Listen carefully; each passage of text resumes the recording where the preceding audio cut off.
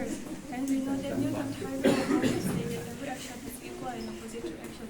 It means that when two objects are in inter, the forces they impart will have the same magnitude, but it will be in an opposite directions. Then the rocket is about to.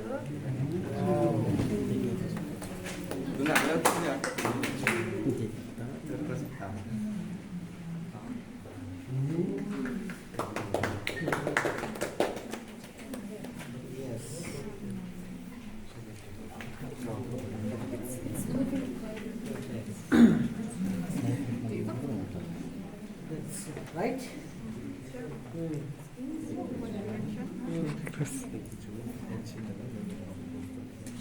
So in daily life, where we can use this one, this kind of to lift something in easy way, we can lift. So with the force, we can lift some things, na? Yes.